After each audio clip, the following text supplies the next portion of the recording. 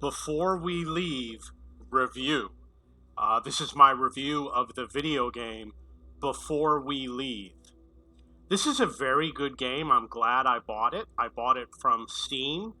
It's a type of a city builder where you have different planets, and each planet has different islands, and you place different buildings. And they have to be placed on these hexagon tiles. There's like an elevated plateau. This is an elevator that goes to the upper part of the plateau.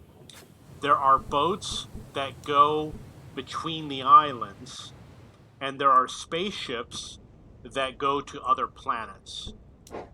So over here you see we've got a bunch of statistics. We've got information about the planet and the island. Obviously Planet 1 was where I started. It's a fun game. It has unique new challenges that you don't have in other games. For example, the elevator will get busy and then people will have to wait in line to use the elevator. You have these bridges over here. There's pollution.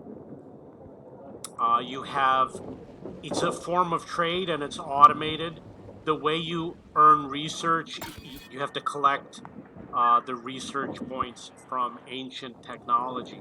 You have agriculture, you have mining, etc. It's not an advanced game, it's an intermediate game. You don't have the complex resource chain.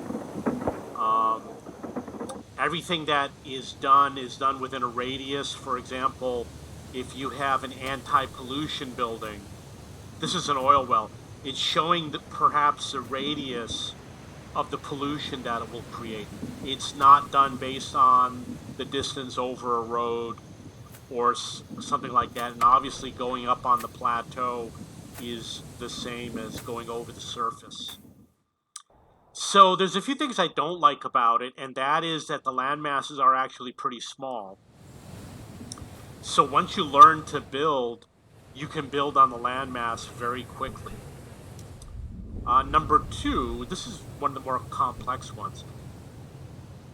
There's people who like to be efficient. You cannot be perfectly efficient. You're going to have pieces that are not used efficiently. Because of the way the game is played, you're going to have certain pieces here and there that you're just not going to be able to use, or you won't be able to think of something to put there, or you won't be able to reach it, etc. There's different types of terrain.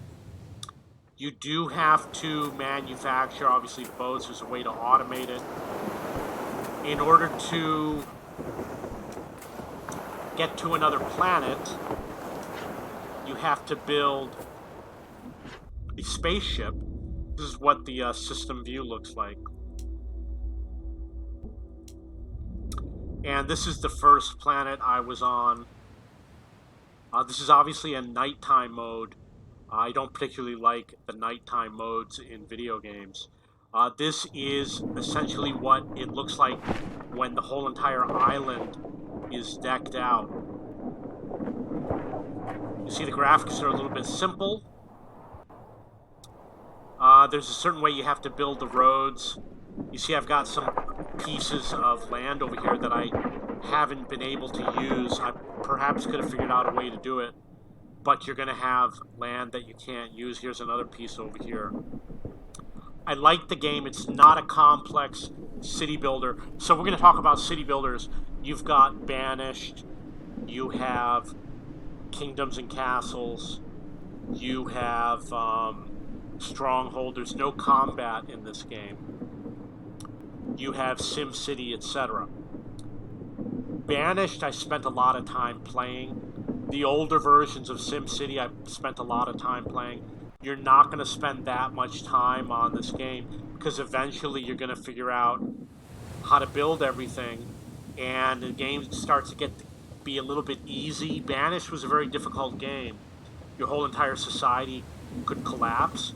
Over here, if you don't have food, they don't die, they don't starve, they just perhaps rest more often or walk more slowly.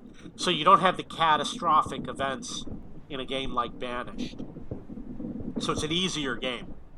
It's good for younger players who haven't played a lot of city builders. If you're an advanced player like me, I've been playing video games since the 1970s.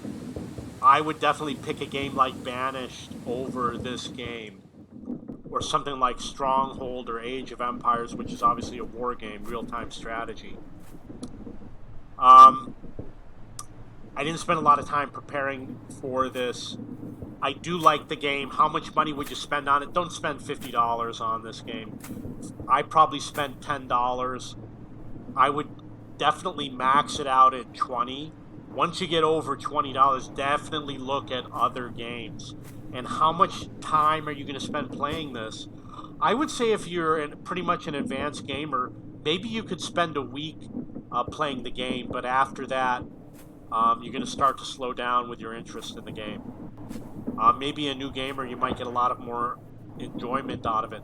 But with something like Banished, I played probably for many months, and I would still play Banished because it was a challenging game. Okay, so this is before we leave. That's my review. If you have any questions or comments, please post below. Don't forget to go to my discussion forum at cheapbooks.cc to find tips on playing this game and others. And I am the owner of cheapbooks.com, which is a website for searching for books and textbooks. If you have any questions or comments, please post below.